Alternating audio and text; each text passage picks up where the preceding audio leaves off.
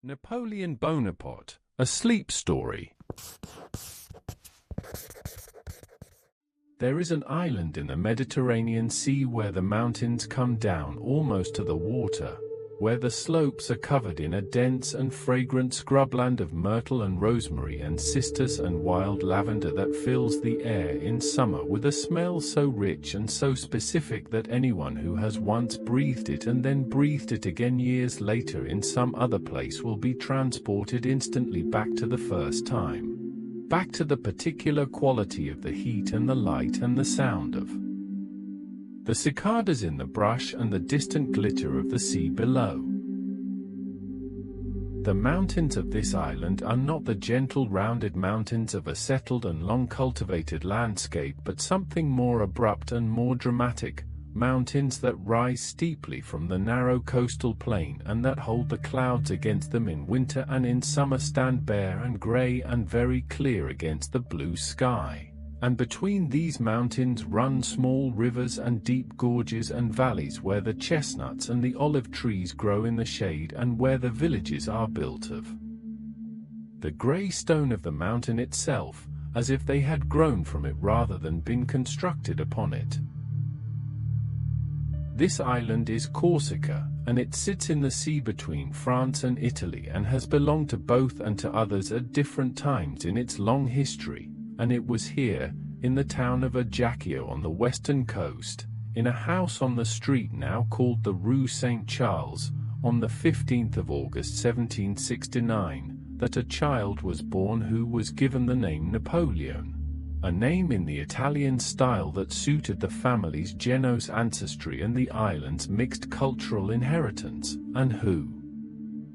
would later Gallicize it to Napoleon, and who would carry it across the known world and make it the most recognized name of his age. The house in Ajaccio was a modest house, a townhouse of several floors built of the local stone, with thick walls that kept the interior cool in summer even when the August heat outside was pressing and absolute, and with windows that looked out over the rooftops toward the sea that was always visible from the upper floors, always present as a shimmer of blue light above the buildings and beyond the harbor. The family that lived in this house was the Bonaparte family, a family of minor nobility, Italian in its origins and Corsican in its circumstances, a family that had enough social standing to claim distinction but not enough wealth to secure comfort without effort, a family that lived, as many provincial families of modest nobility lived, in the permanent tension between the dignity of their name and the reality of their resources. His father, Carlo Bonaparte, was a lawyer and a man of political ambition and considerable personal charm, a man who navigated the complicated politics of Corsican society with the skills of someone who had learned early that intelligence and adaptability were more reliable assets than birth or money in a world where both were in short supply. Carlo had supported the great Corsican patriot Pasquale Paoli in his struggle for Corsican independence before the French annexation of the island in 1768 changed the political realities entirely, and after the annexation he adapted, as practical men adapt, to the new arrangement of power, eventually securing a position in the French administrative structure that gave the family a modest but real connection to the patronage networks of the mainland.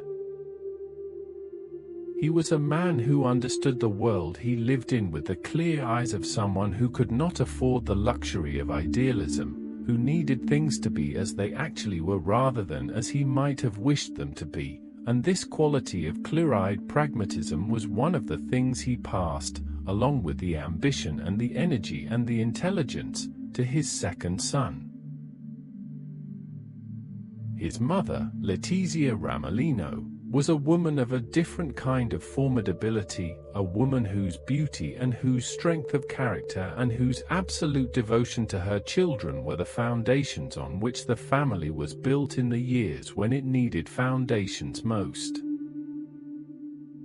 She was strict with her children in the way of mothers who understand that the world is not gentle and who want their children to be strong enough to meet it without flinching, strict but also warm, demanding but also loving, and the combination produced in Napoleon a relationship with her that was among the deepest and most durable of his life, a love that was uncomplicated by the ambivalence that his other relationships often contained. That was simply and completely there from the beginning to the end. She was still alive when he became emperor, and she received the honor of the imperial court with a composed dignity that was entirely characteristic, a woman who had always known her son was extraordinary and who was not particularly surprised that the world had come around to the same conclusion. The Corsica of Napoleon's childhood was a landscape of extraordinary physical beauty and considerable social hardship, an island that had been fought over for centuries, that carried in its culture and its people the marks of the various civilizations that had claimed it, Greek and Roman and Genoese and Aragonese and finally French, that had never quite settled into the comfort of belonging to any single tradition but had maintained, through all these various impositions, a fierce and particular sense of its own identity, a Corsican identity that was different from all the mainland identities that had been pressed upon it. The Corsicans were a proud people, a people for whom the family was the primary unit of loyalty and the protection of family honor a paramount obligation, a people whose landscape had made them tough and self-reliant and somewhat suspicious of the larger world beyond the island, and Napoleon grew up inside this identity, absorbed it along with the smell of the marquis and the taste of the chestnut flower that was a staple of the island and the sound of the Corsican dialect that was his first language before the French that he would speak all his life with a slight accent that he never entirely lost. The summers of his Corsican childhood were long and hot and fragrant, the heat building through July and August until the whole island seemed to vibrate with it, the cicadas keeping up their continuous song in every tree and the air above the marquee shimmering in the afternoon and the sea below the town blazing white in the direct sun before turning in the evening to the deeper and more saturated blues of the hours before sunset. He played with his siblings and with the other children of the neighborhood in the streets and in the small garden behind the house and in the wider countryside around the town, played with the freedom that children have in places where the outdoors is safe and familiar, and the landscape he ranged through in these childhood years was the landscape that would remain, for the whole of his long life of movement through the landscapes of Europe and Egypt and Russia, the original landscape, the one against which all others were measured and found to be something other than home. He left Corsica at the age of 9, sent to the mainland for his education in the way that the sons of families with social ambitions but limited means were sent, on a scholarship arranged through his father's connections to the French administrative system, sent first to a school in Autun in Burgundy to learn French properly and then, in the autumn of 1779, to the military school at Brienne-le-Château in Champagne, where he would spend the next 5 years.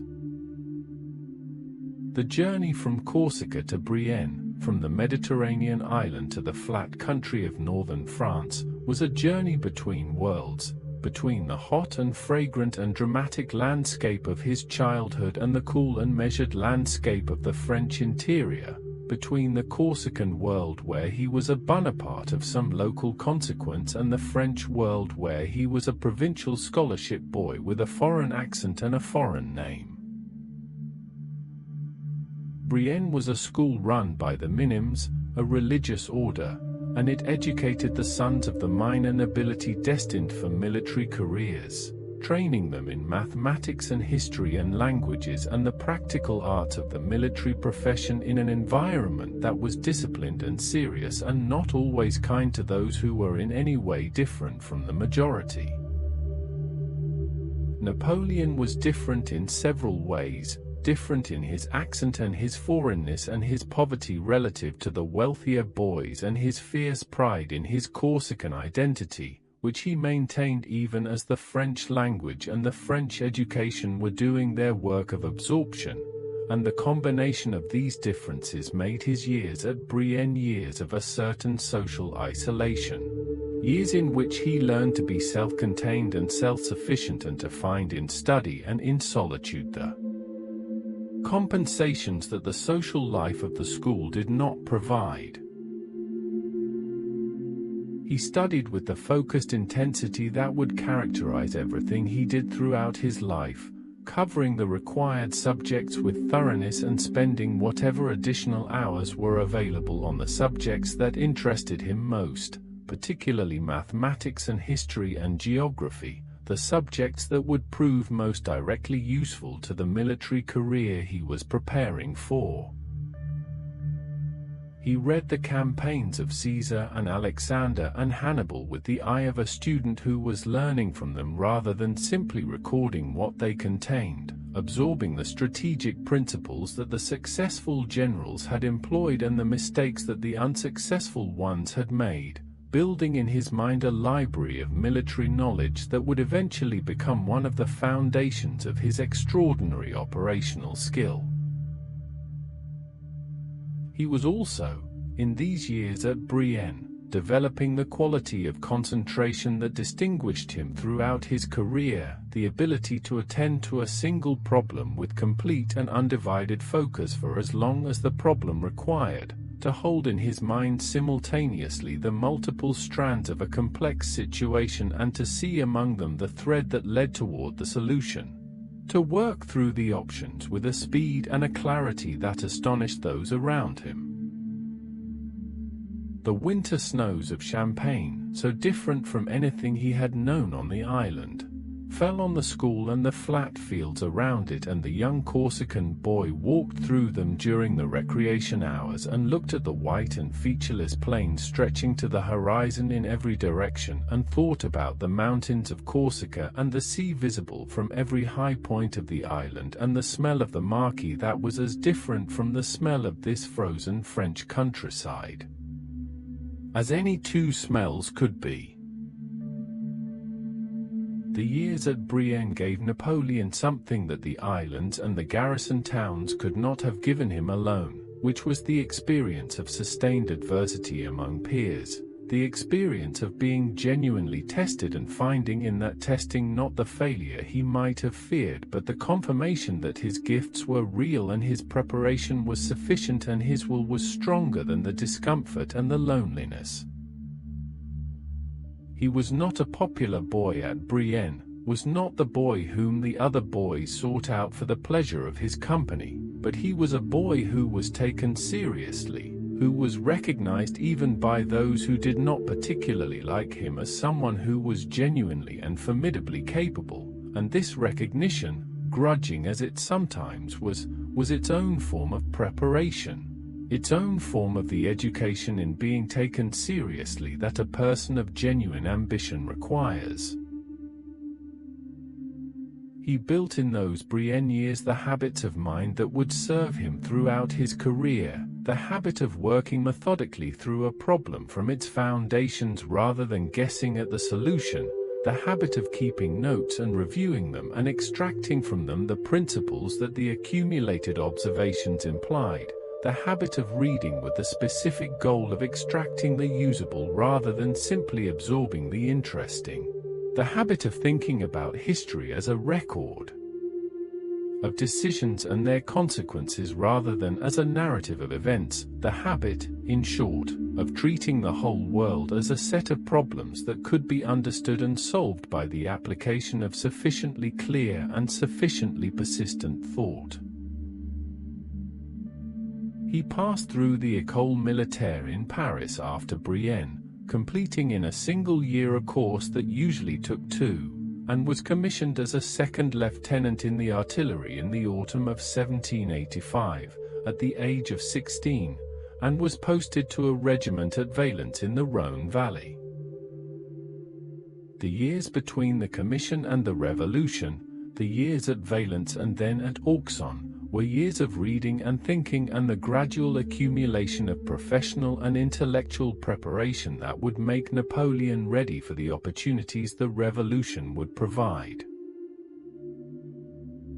He read voraciously in these garrison years, histories and novels and philosophical works and military treatises, filling notebooks with summaries and reflections, engaging with the ideas of the Enlightenment with the appetite of a young man who has found in the world of ideas something more reliable and more exciting than the world of social convention and established hierarchy that surrounded him.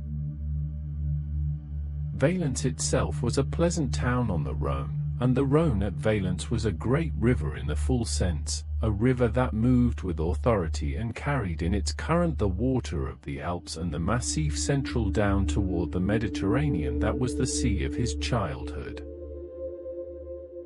He walked along the river in the evenings when the duty was done and watched the water moving southward and felt in that southward movement something like the pull of the island he had left, the pull of the Mediterranean and the warmth and the particular quality of the light that was different in the south from anything the northern plains could offer. The revolution, when it came in 1789, did not find Napoleon unprepared. He was 20 years old, a junior officer with a library and a mind and a set of ambitions that the old world could not have accommodated and that the new world was, by the logic of its own most fundamental principles, obliged to make room for. The revolution proclaimed the career open to talent, proclaimed that birth was not destiny, that the man who could do the work should do the work regardless of the accident of his origins, and this proclamation was, to Napoleon Bonaparte of Corsica with his Italian name and his provincial accent, the most important political statement he had ever heard, the statement that turned the world he had been born into right side up. He moved through the first years of the revolutionary period with the careful opportunism of a young man who was watching the new world take shape and was positioning himself within it, supporting the revolution not out of ideological conviction alone but out of the understanding that the revolution was the context within which his particular talents could find their expression.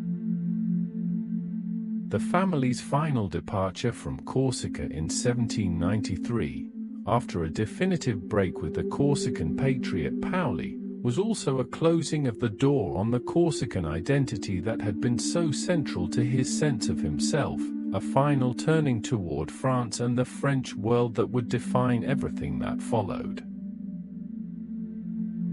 The siege of Toulon in the autumn of 1793 was the first great opportunity, the moment when the talent that had been preparing for years in the garrison towns of the French provinces found its proper scale.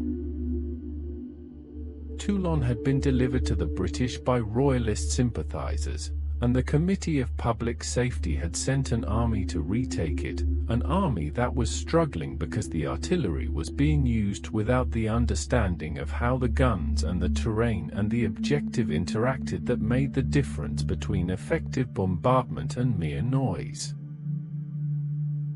Napoleon arrived as a replacement artillery commander, brought with him the understanding of ballistics and topography and the logic of siege operations that his years of study had given him, and within a relatively short time had redesigned the artillery disposition in a way that made the British position untenable and the fall of Toulon a matter of time.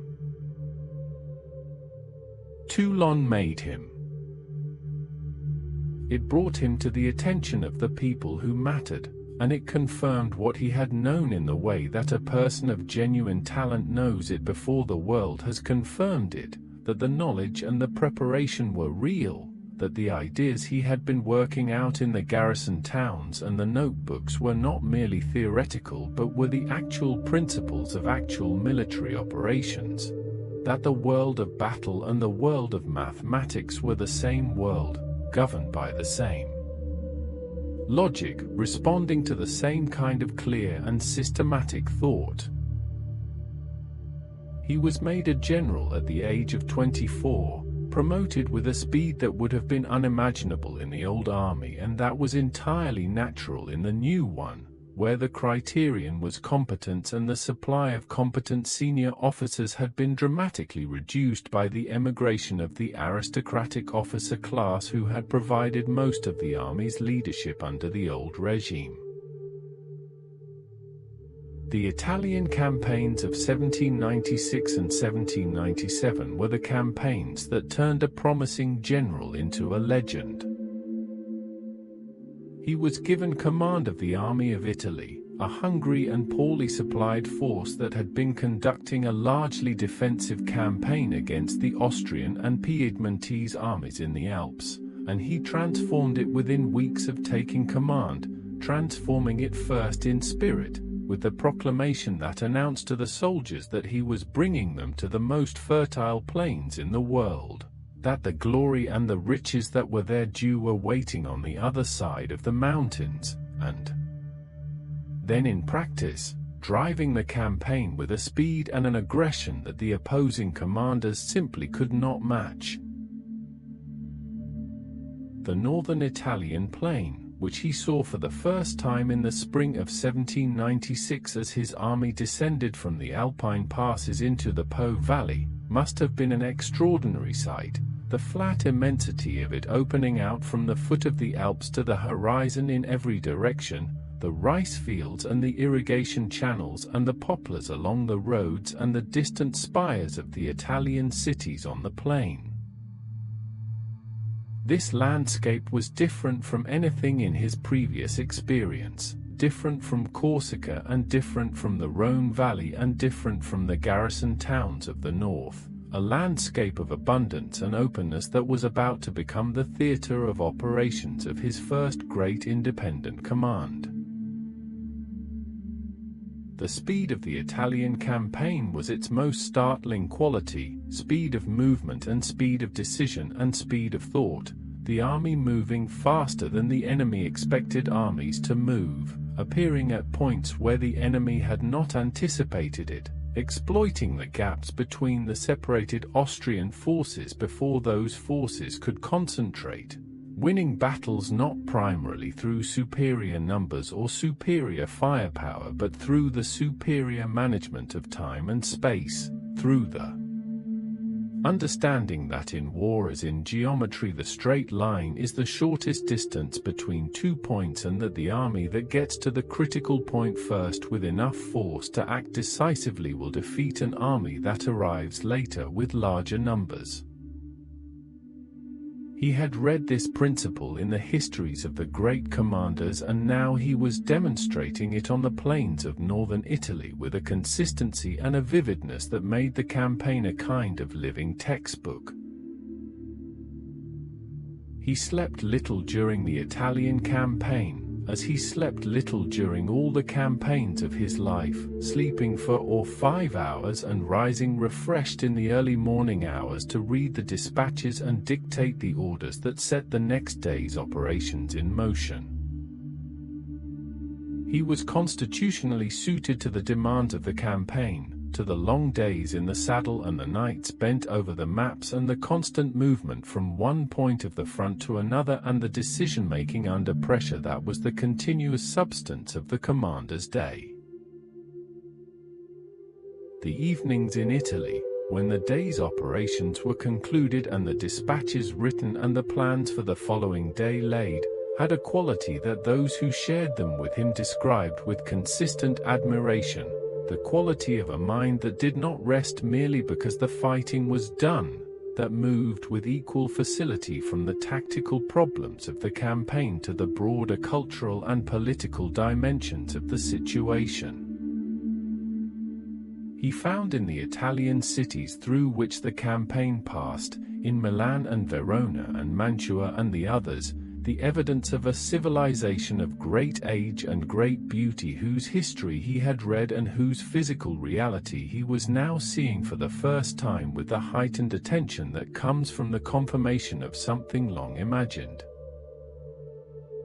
Italy itself entered him during those campaigns in a way that France never quite had, entered him through the art and the architecture and the landscape and the particular quality of the Italian light and the sound of the Italian language that was, after all, closest to the languages of his Corsican childhood.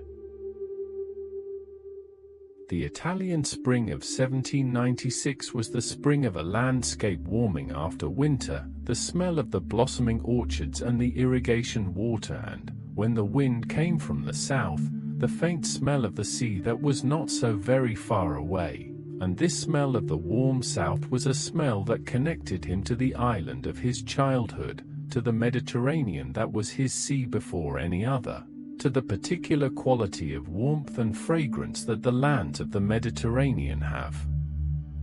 in spring and that no other climate quite replicates.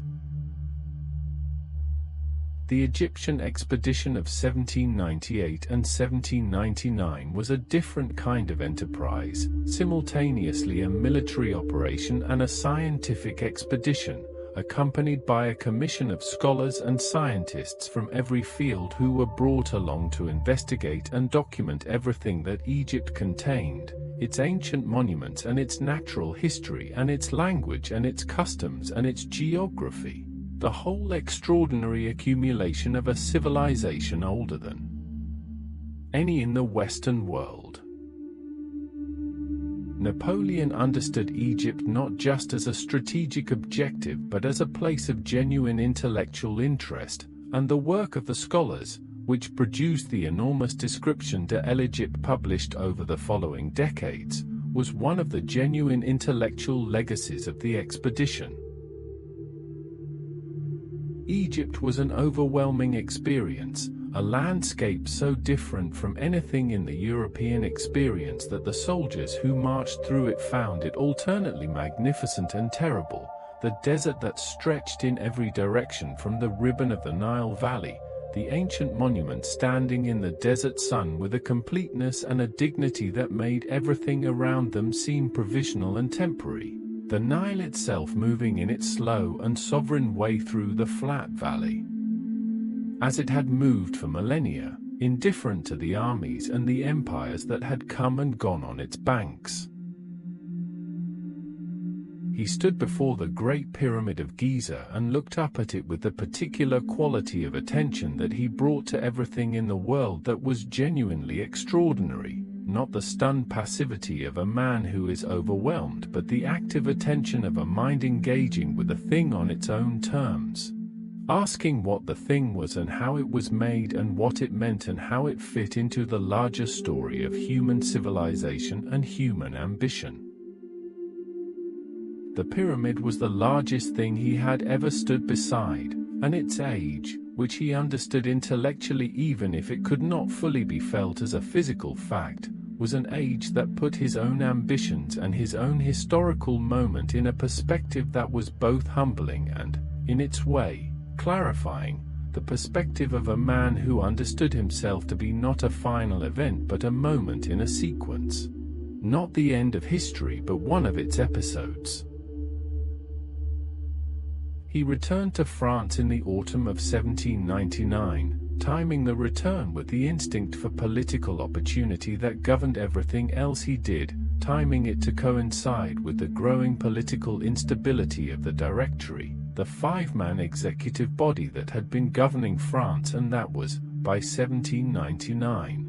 widely regarded as corrupt and ineffective and incapable of providing the stability that France needed after a decade of revolution and war.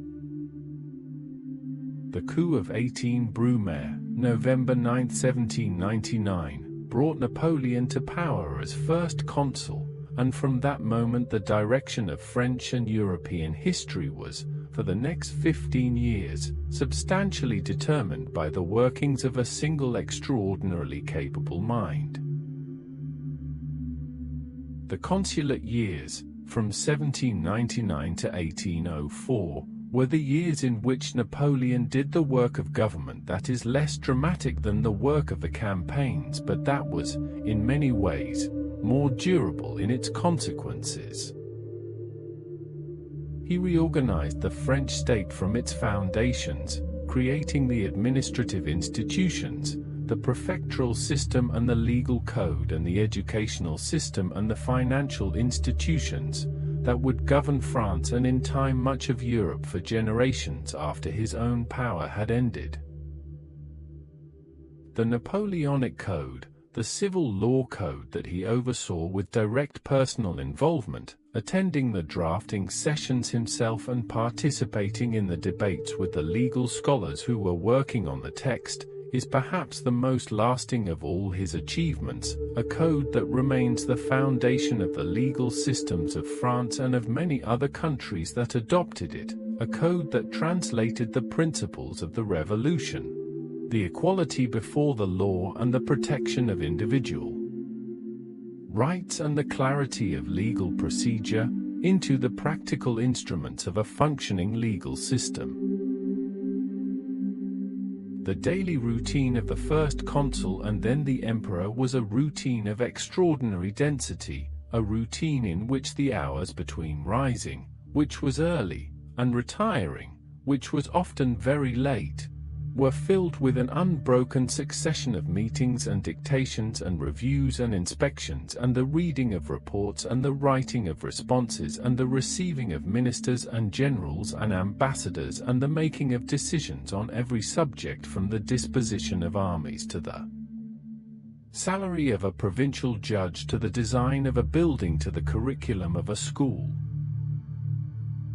He carried in his head simultaneously the threads of a dozen major ongoing operations in different theaters and domains, tracked them without apparent effort, returned to them after intervals of days or weeks with the full context restored as if no time had passed. And this capacity for holding the state of many complex situations in the memory and managing them simultaneously without confusion or error was perhaps the most practically important of all his gifts, the gift that made the sheer volume of what he accomplished possible. He worked with ministers who were themselves capable and hard-working men, Talleyrand in foreign affairs and Fouché in police and Berthier in the military staff and the others who together formed the administrative apparatus of the empire, and he managed them with a combination of genuine reliance on their competence and an absolute insistence on the ultimate authority of his own judgment on everything that mattered. He was not a man who delegated easily, was not a man who could set a problem in someone else's hands and leave it there without the impulse to reach back in and adjust the work, and this quality of centralization, which was both the source of the system's efficiency and its fundamental vulnerability, meant that the whole vast apparatus of the Napoleonic state was in the end dependent on the functioning of a single mind at its center, a single extraordinary mind that was, like all minds, mortal and fallible and subject to the accumulating effects of age and pressure and the corrosive influence of absolute power on the capacity for realistic self-assessment. He worked at this administrative work with the same comprehensive attention that he brought to the military campaigns, with the same capacity for sustained and intense engagement, the same ability to master the details of a complex subject without losing the grasp of the larger principles, the same impatience with ambiguity and the same insistence on clarity and precision in whatever he was working on. He dictated letters and decrees at extraordinary speed, sometimes working through the night, and the people who worked with him had to learn to keep up with a pace that exhausted them even as it seemed only to energize him. He consumed enormous quantities of strong coffee and took long hot baths that were another of his habitual means of managing the demands he placed on his own constitution, and in the hours that these habits sustained he covered a breadth of government business that would have been remarkable even for a man with no other occupation, let alone a man who was simultaneously reorganizing the French army and managing the diplomatic relationships of the most powerful state in Europe. The Paris he was remaking in these years was being given the bones of the city it would become over the following centuries, the great monuments and the broad streets and the public institutions that organize the city's space and give it its particular combination of grandeur and coherence. He drove through the city in his carriage in the early mornings, sometimes alone, sometimes with an aide, looking at the building work and the street improvements and the development of the infrastructure with the eye of a man who was building something meant to last, who was laying foundations rather than constructing facades, who understood that the organization of a great city was itself a form of power, a form of the demonstration of what a society believed itself to be and aspired to become. The letters he wrote to Josephine from Italy in 1796 and 1797 are among the most revealing documents of his inner life, documents that show the gap between the public Napoleon of the proclamations and the dispatches and the private Napoleon of the letters with an unusual clarity. He wrote to her with a frequency and a directness that was, given the demands of the campaign, remarkable, wrote sometimes twice a day, wrote in the hours between the battles and the marches that should by any reasonable calculation have been devoted to rest, wrote with the urgency and the abandon of someone for whom the writing was itself a necessity, a form of connection to the person whose absence was felt as a physical condition rather than merely an emotional one. The letters are full of the campaign as well as full of her, full of the observations of a military commander who is also a man in love, the two voices intertwined in a way that is entirely characteristic of the person he was, the person for whom the distinction between the professional and the personal was never entirely stable, who brought the same intensity to everything he cared about and whose caring was capacious enough to contain both the strategy of a campaign and the longing for a particular woman without any apparent contradiction. He signed many of these letters with phrases that were more poetry than prose, the extravagant formulations of a man who was not naturally a literary person but who found in the expression of feeling a necessity that drove him past the limits of his ordinary rhetoric into something that was genuinely his own, genuinely felt, genuinely said. Josephine was the great love of his early life, the woman whose letters and whose presence occupied his emotional life through the campaigns of Italy and Egypt and the early consulate years with an intensity that his later relationships never quite replicated.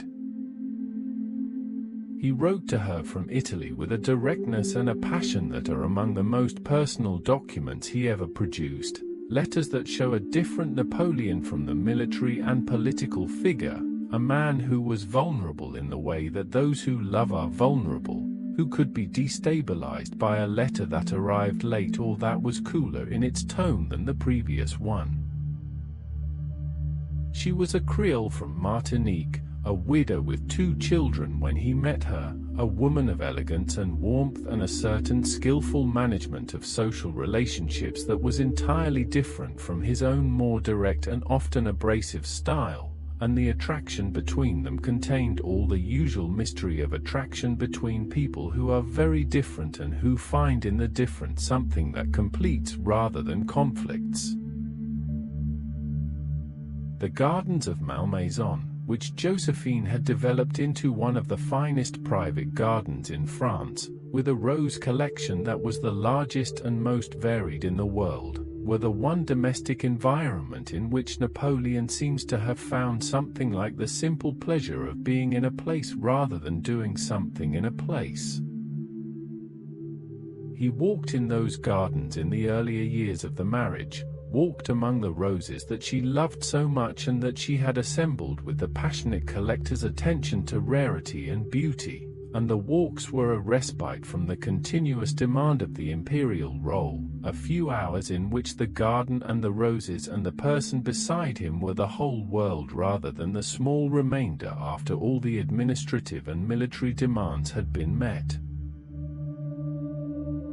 The coronation in December of 1804, in Notre Dame Cathedral in Paris, was the ceremony in which Napoleon made himself Emperor of the French, taking from the hands of Pope Pius VII, who had come from Rome to perform the ceremony, the crown, and placing it on his own head rather than receiving it from the Pope's hands, in a gesture that was simultaneously a theological statement, the assertion that his power derived from his own achievement rather than from divine delegation, and a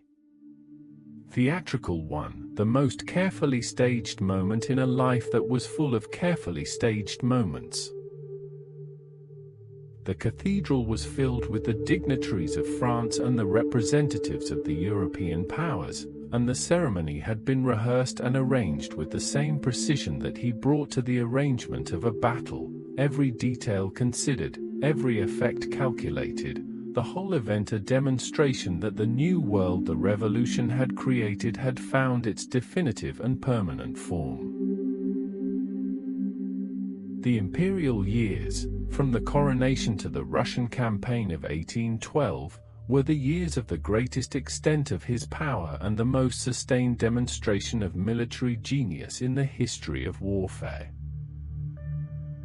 Austerlitz in 1805, perhaps the most technically perfect battle he ever fought, was fought in the rolling country of Moravia on the 2nd of December, the anniversary of the coronation, and the morning of the battle began with a fog that lay in the valleys and that was burned away by the winter sun as the morning progressed, revealing the Austrian and Russian armies advancing exactly as Napoleon had anticipated they would advance, into the trap he had set for them.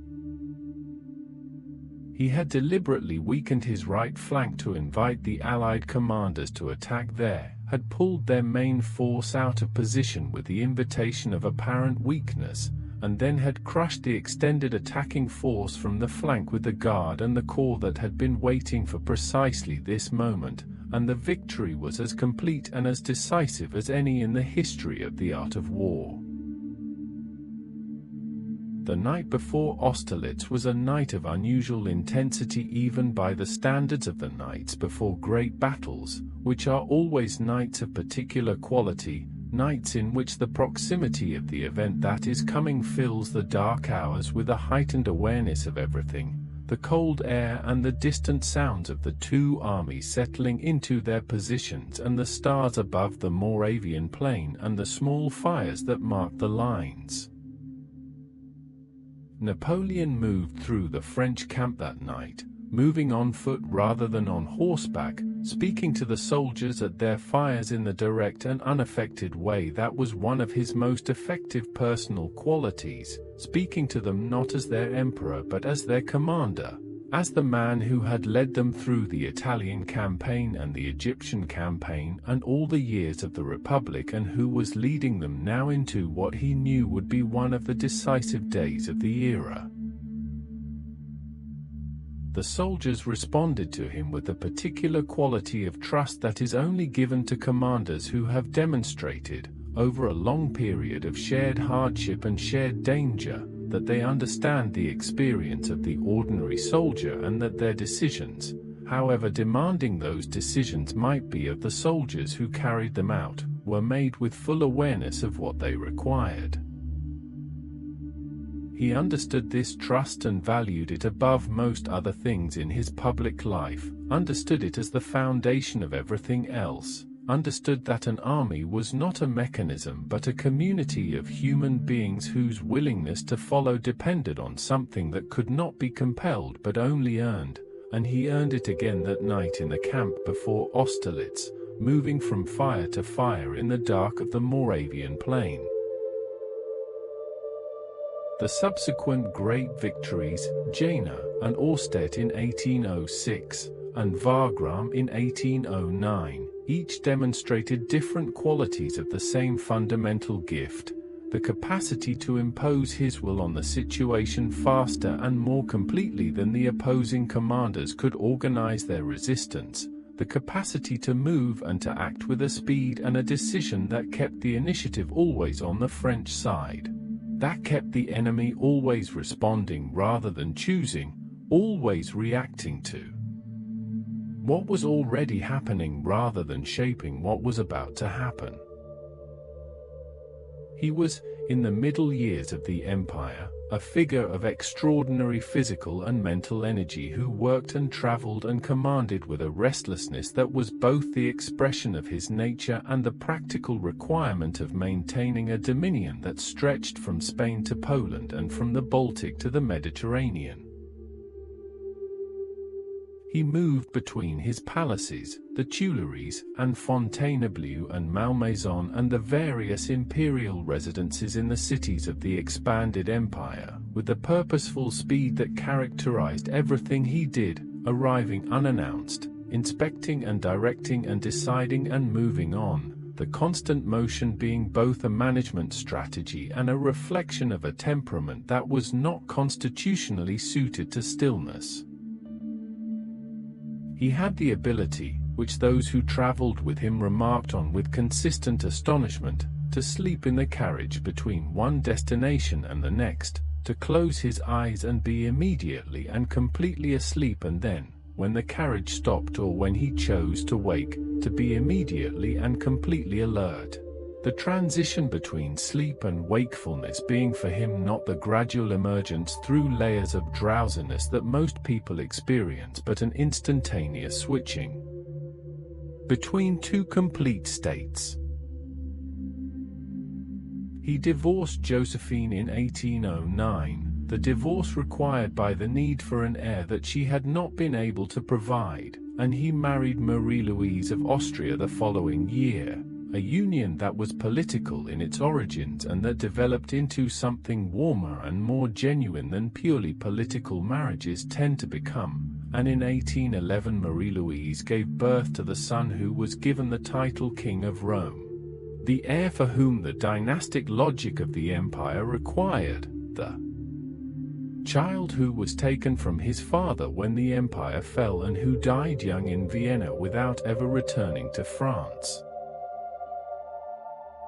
The Russian campaign of 1812 was the turning point, the campaign that began the unraveling of everything that had been built in the preceding decade. He led more than 600,000 men into Russia in the summer of 1812, the largest army that had ever been assembled in European history, and he led approximately 100,000 of them back out in the winter, the rest dead of battle and disease and cold and starvation and the extraordinary Russian winter that descended on the retreating army in November and December with a brutality that no European soldier had been prepared for. The advance into Russia was a march through a landscape of increasing emptiness, a landscape from which the Russian army and the Russian people systematically withdrew, refusing the decisive engagement that Napoleon needed, burning the crops and the stores that might have sustained his army, pulling back eastward and drawing the French army further and further from its supply lines into the vast interior of the country. The Russian birch forests, which stretched for mile after mile on either side of the road that the army was following toward Moscow, were a landscape entirely unlike anything Napoleon had commanded in before, a landscape of uniform pale trees and deep shadow and a silence that was different from the silence of the Western European forests, a larger silence, a silence that seemed to contain within it the knowledge of the distances that lay ahead and the distances that lay behind and the indifference of this enormous country to the ambitions of the people who had entered it. The landscape of Russia through which the Grande Army advanced in the summer of 1812 was a landscape of a scale that the Western European soldiers had no preparation for, a landscape in which the distances between one feature and the next were simply larger than anything they had marched through before. A landscape in which the road stretched ahead for miles through the same flat forest and the same flat plain without any of the variety and the punctuation of the Western European countryside, without the frequent towns and the frequent rivers and the frequent changes of terrain that gave the marching soldier the sense of progress, of accumulating distance behind him and diminishing distance ahead. The Russian plain was not hostile in the way that a mountain range is hostile or a desert is hostile, was in many ways a gentle and even beautiful landscape, the birch forests pale and luminous in the summer light and the grain fields golden in July and the wildflowers along the road making small patches of color in the green margins, but it was hostile in the way of immensity. In the way of a thing so large that it simply absorbed whatever was directed at it and went on being what it was. The soldiers who marched through this landscape and who later wrote about it almost universally described the effect of its scale on their morale, the way the distances seemed not to diminish as they marched but to remain constant, the way Moscow seemed always to be the same number of days ahead, the way the country behind them seemed to close up as they moved forward, as if the land itself were reabsorbing the ground they had covered and leaving them always in the middle of the same enormous space. Napoleon understood this effect on the soldiers and tried to counter it with the energy of his own presence and the force of his own certainty, but the certainty itself was being tested by the same landscape, by the accumulating evidence that the strategy that had worked so brilliantly in the confined spaces of Western Europe, the strategy of rapid movement and decisive engagement, was not finding the traction it needed in the vast and patient spaces of Russia. Moscow burned. He entered the city in September to find it abandoned and then in flames, the Russians having set it alight rather than let it serve as comfortable winter quarters for the occupying army, and he spent 5 weeks in the burning and then the burned city waiting for the peace negotiations that never came, for the Tsar to send the envoys who would offer the terms that would allow the campaign to conclude with something that could be called a victory, and the Tsar did not send them, and the autumn deepened toward winter and the decision to begin the retreat became unavoidable.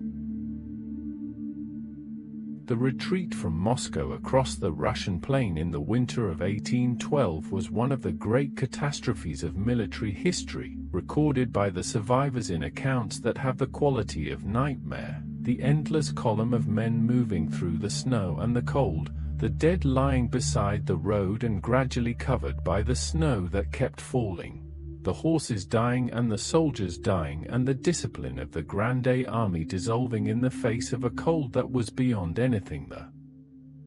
men had experienced or imagined.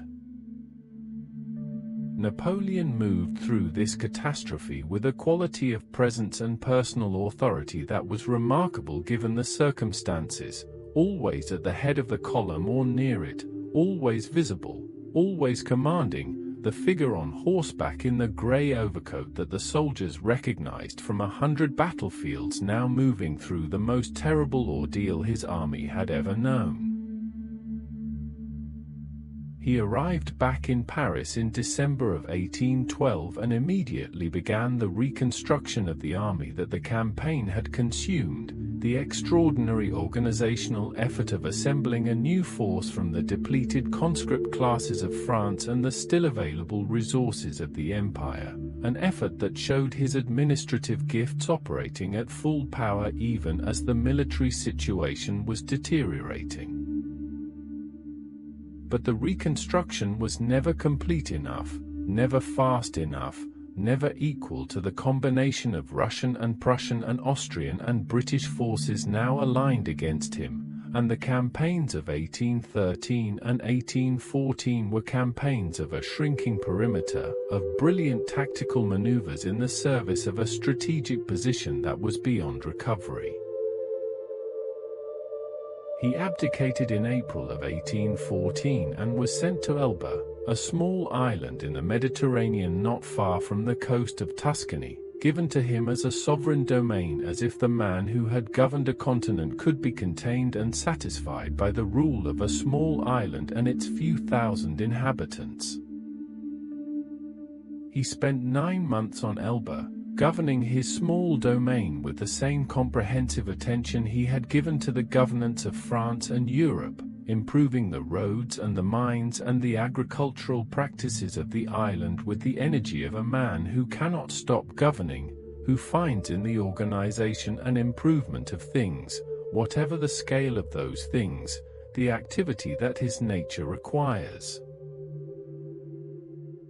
The island of Elba was green and warm and surrounded by the Mediterranean that was his sea, and the months there had, beneath the frustration of the captivity, a quality of something like the respite that had always been denied him, the respite of a smaller world with more manageable demands, of mornings that began with the view of the sea rather than with the dispatches from the front, of evenings that ended with the light on the water and the smell of the sea and the sense, however temporary and however constrained, of being contained by something that was sufficient.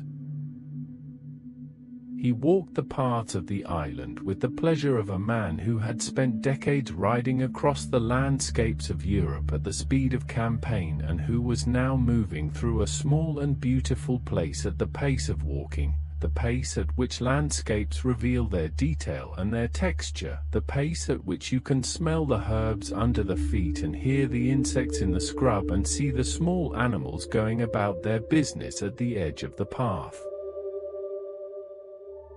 The months on Elba were also months of a certain philosophical reckoning, months in which a man who had spent 3 decades in continuous action and continuous decision-making found himself, for the first time since childhood, without a campaign to fight or an administration to run or a policy to implement, without the urgent demand that had been the constant companion of every waking hour for as long as he could clearly remember. The reckoning was not a comfortable one, was not the peaceful reflection of a man at the end of a completed work, but it was real, and it produced in those months on Elba a quality of self-examination that the active years had not permitted, a looking back at the choices and the decisions and the consequences with the distance and the candor that only the removal from the immediate pressure of events makes possible. He found in this examination both pride and regret, found the things he would do again without hesitation and the things he would do differently if the doing were to come again, and the finding was honest in the way that a man of genuine intelligence can be honest with himself when the circumstances remove the incentive to self-deception and the only audience for the judgment is the judge himself. He did not emerge from this examination a changed man, did not emerge with a different set of values or a different understanding of what the life had been for, but he emerged with a clearer and more settled sense of what had been most important and what had been most durable and what would outlast the island and the captivity and the life itself. He left Elba in February of 1815 with 1,000 men and returned to France in a landing that was the most dramatic personal comeback in the history of European politics, a march from the coast at Antibes through the mountains to Grenoble and then to Lyon and then to Paris that took 3 weeks and that saw the royal troops sent to stop him come over to him instead, regiment by regiment. The soldiers who recognized their old commander and who found in the recognition the revival of something that had been suppressed rather than extinguished by the months of the Bourbon Restoration. He entered Paris on the 20th of March 1815 without a shot being fired, the king having departed the night before, and the 100 days began. Waterloo, fought on the 18th of June 1815 on a low ridge south of Brussels in the wet green country of Belgium, ended the 100 days and ended the Napoleonic era. The battle has been analyzed more thoroughly than almost any other engagement in the history of warfare, and the accounts of why it was lost are numerous and varied. citing the late start of the French attack and the failure of the detached corps under Grouchy to prevent the Prussian army from arriving on the battlefield to reinforce Wellington's position, and the declining physical and perhaps mental condition of Napoleon himself on that particular day, and the extraordinary tenacity of the Allied infantry who held their position through hours of the most intense French pressure. What is certain is that by the evening of the 18th of June 1815 the battle was lost and the French army was en route, and the Emperor of the French had, for the second time, nowhere to go. He surrendered to the captain of the British warship Bellerophon, an appeal to British honour and British law that was received by the British government with the calculation that the man who had dominated European politics for 15 years could not be allowed to remain on the European continent in any capacity.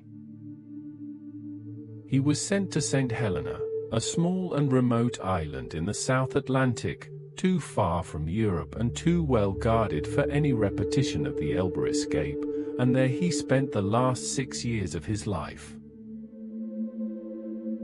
St. Helena was a volcanic island in the middle of the Atlantic, green on its upper slopes and surrounded by the vast and permanent blue of the open ocean, an island whose climate was mild but whose remoteness was absolute, for days by fast ship from the nearest continent. He lived at Longwood House, a low and somewhat damp residence on the plateau above Jamestown, the island's only town, and he spent his days in the reduced routine of a man in captivity, the walks on the island paths and the reading and the gardening and the dictation of the memoirs that were the most important work of his final years. The island itself was a place of particular natural beauty that he came to know in the way that anyone who walks the same paths repeatedly comes to know a landscape, the individual trees and the individual bends in the path, and the places where the view opened out over the sea and the places where the path descended through the dense green shade of the vegetation that grew in the moister hollows. He noted the weather patterns of the island, the way the clouds sat on the central ridge and the way the wind came from the southeast in the morning and shifted in the afternoon, and this careful noticing of the natural world was the same quality of attention he had always brought to terrain, the attention of a man for whom landscape was never merely scenery but always information, always the ground on which events unfolded, and therefore always worth understanding as precisely as possible. He walked on the island paths in the mornings and in the afternoons when the weather permitted, walked along the paths that led through the vegetation of the upper plateau and down toward the coast where the Atlantic came in against the cliffs in long swells that had traveled thousands of miles from the west, from the empty ocean between St. Helena and South America, and the sound of these swells breaking against the rock was the permanent sound of the island, audible from Longwood on still nights as a distant rhythmic thunder, the sound of the ocean reminding the island of its own smallness, its own position in the middle of a vastness that was genuinely indifferent to the dramas of the people who lived on its surface. The walks gave him what walks had always given him, the physical movement through a landscape and the quality of thought that physical movement through a landscape produces, a quality of thinking that is both more patient and more free-ranging than the thinking that happens at a desk. He thought about the campaigns on these walks, reviewing the great archive of the military life with the detached attention of a historian rather than the urgent attention of a commander, and the reviewing was both a pleasure and a form of making sense, a way of finding in the accumulated experience of a lifetime of decision-making the patterns and the principles that could be passed on in the memoirs that his companions were recording.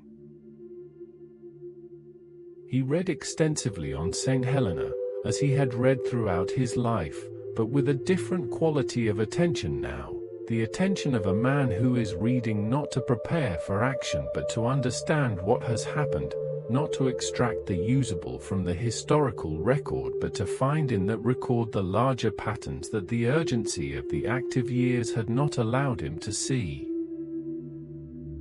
He read the ancient historians again, Caesar and Plutarch and Thucydides, and found in them now things he had not found in the earlier readings, or rather found the same things in a different light, the light of a man who had himself made history and who was now in a position to compare his own experience with the experience of the great figures whose accounts he was reading with the intimate knowledge of a peer. He also read novels, Walter Scott's novels among others, and found in them a pleasure that was different from the pleasure of the histories, the pleasure of narrative for its own sake, of story that did not carry the burden of instruction or the weight of relevance but that was simply, beautifully itself. A world created by the imagination of a writer and inhabited fully for the duration of the reading and then set aside without the need to extract from it anything except the experience of having been there. He had always had this capacity for the pleasures of fiction, had read Ossian as a young man with genuine enthusiasm and had kept a copy of it through the campaigns, and the pleasure he took in literature was part of the breadth of his engagement with the human world, the sense that everything that human beings had made and thought and felt was legitimate territory for the attention of a mind that was constitutionally opposed to narrow specialization. The memoirs and the conversations with his companions in captivity that were recorded and eventually published throughout Europe were the work in which Napoleon shaped his own historical legacy with the same care and the same strategic intelligence that he had brought to every other campaign. He understood that the story of his life, told in his own voice and according to his own interpretation, could be as important to his historical standing as the battles themselves, and he dictated with the full force of his rhetorical skill, creating the image of the liberal reformer who had been persecuted by the reactionary powers of Europe, the champion of the principles of the revolution who had been brought down by the combined weight of the old world's determination to resist the new, the image that would be the foundation of the Napoleonic legend that grew throughout the 19th century and that has never entirely dissolved. He dictated in the evenings, to Las Cases and to the other members of his small court in exile, dictating with the speed and the clarity that had always characterized his dictation, the thoughts arriving fully formed, the sentences long and precise and carrying the weight of a mind that had been thinking about these subjects for years and that was now finding in the act of narration a form of activity that the confinement of the island otherwise denied.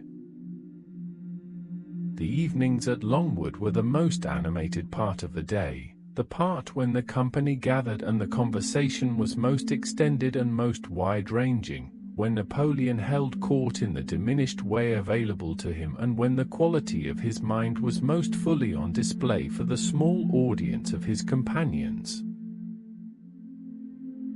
There is a quality to the light at Longwood in the late afternoon, the light that comes in from the northwest over the plateau and that falls on the grass and the low vegetation with the softness of a light that has traveled a very long way over water to arrive here, a light without the sharp definition of the Mediterranean but with its own quality of warmth and diffusion.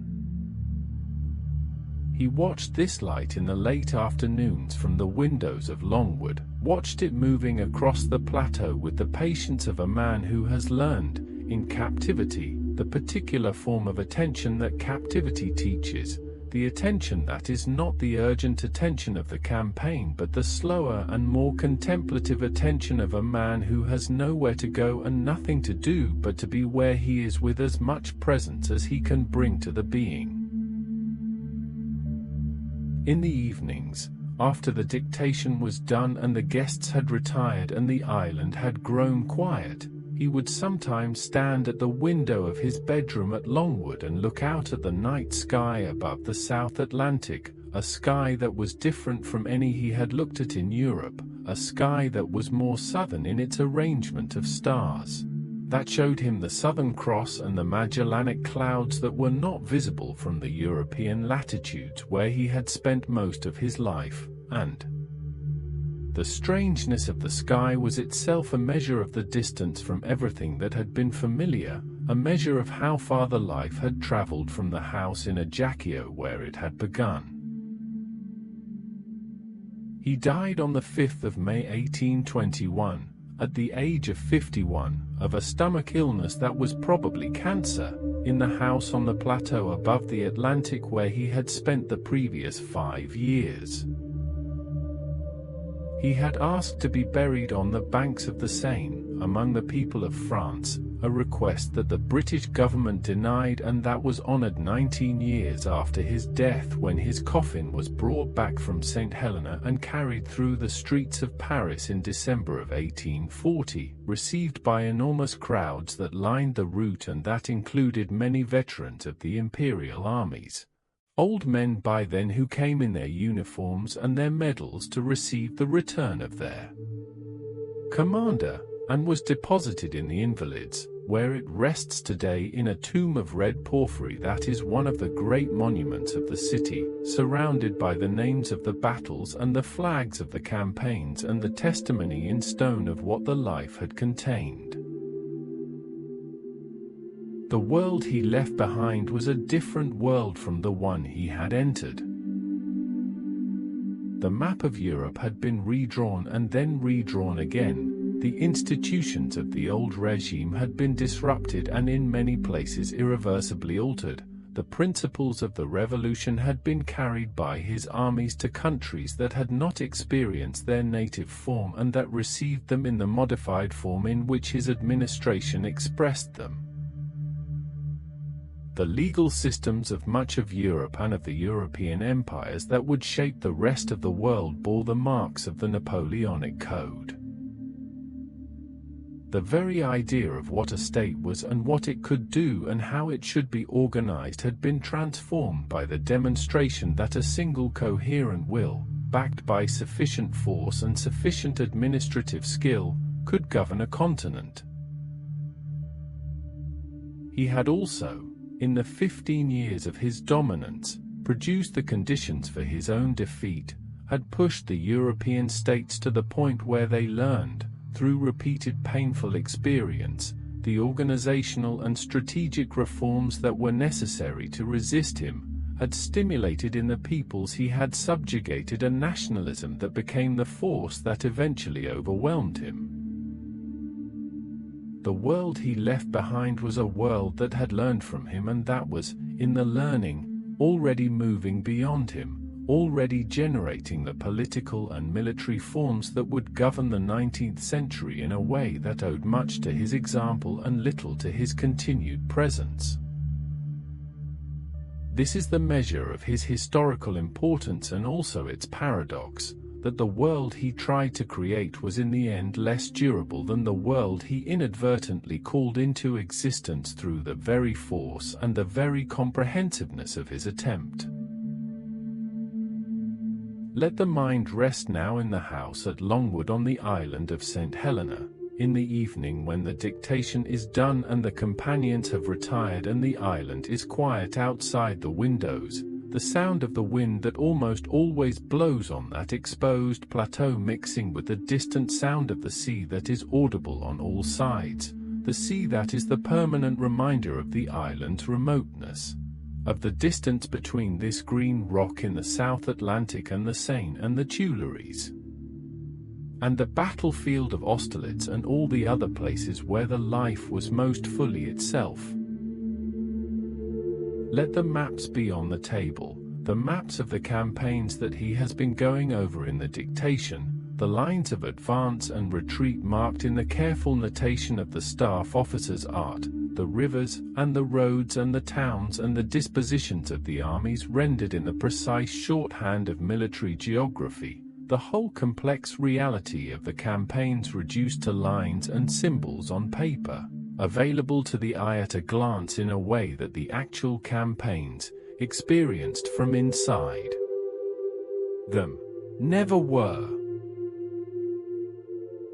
Let the island of Corsica be present in the memory, the first island, the island that was the beginning of everything, the house in Ajaccio and the mountains behind the town and the marquee on the slopes and the smell of the wild herbs in the summer heat and the sound of the sea against the rocks below the town, and the mother who was there from the beginning and who remains there in the memory as the fixed point that all the movement of the life has moved around, the warmth and the strictness, and the absolute love that was the ground of everything, that was present before the ambition and the campaigns and the empire, and that will be present after them, in the memory that the living carry and in the history that the dead leave. Let the Mediterranean be present, the sea that was his sea before any other, the sea whose shores he had served and fought and governed on for the greatest years of his career, the sea that was the cradle of the civilization he had spent his life both inheriting and transforming, the blue and ancient sea that had carried the galleys of Rome and the triremes of Athens and all the ships of all the civilizations that had risen and fallen on its shores.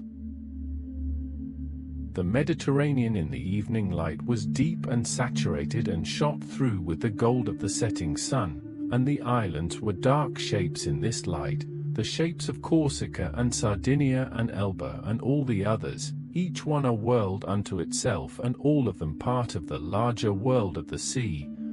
that connects everything and belongs to nothing. That has been the highway and the boundary and the mirror of the civilizations that have lived along its shores for as long as there have been civilizations to do so. Let the breath slow now, as the dictation ends and the maps are folded and the lamp is turned down low and the evening silence settles over Longwood House, the silence broken only by the wind and the sea, those two constants of island life, those two persistent reminders that the world is very large and the sea very wide and the wind has no respect for the boundaries that human ambition has drawn on the face of the earth. Let the body settle into the quiet of the evening, the accumulated effort of the day releasing its tension in the stillness after the activity has stopped, the mind releasing its hold on the problems it has been working and drifting free in the way that minds drift free when the specific demands of the day have been met and the larger questions of the life can be set aside, can be allowed to rest in the stillness like objects placed on a shelf, still there but no longer requiring to be held. Let the Corsican hills be the last landscape of the closing mind, the hills above Ajaccio in the morning light of an August day, the marquee fragrant with the heat and the sea visible below the town and the mountains above and the whole island contained in the clear warm air of the Mediterranean summer, the island that was the beginning and that is still, in some fundamental sense, the ground of everything, the place whose smell and whose light and whose quality of being were the first things, and therefore the most permanent things, the place that the life has been moving toward and away from and toward again without ever quite returning or quite leaving, the fixed point from which everything that came after was measured. The smell of the marquee is the smell of wild rosemary and myrtle and cistus and the particular dry quality of the Corsican scrubland in the summer heat, a smell that is present in the memory as a physical sensation even now, even here on this distant island in the South Atlantic, a smell that crosses time and distance without diminishment, that arrives when the memory calls for it with the same completeness and the same immediacy that it had when it was first breathed as a child on the hillside above Ajaccio.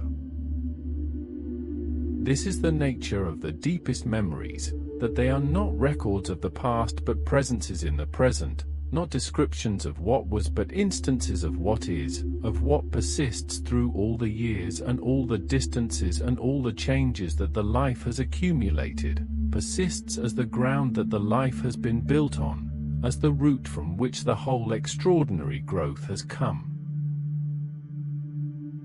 Breathe in the sea air, the clear Mediterranean air that comes from the south, from the open water, from the place where the sea meets the horizon and the horizon meets the sky in a line so clean and so absolute that it seems like a boundary between two different kinds of existence, and let each breath bring in a little of that clarity, a little of that openness,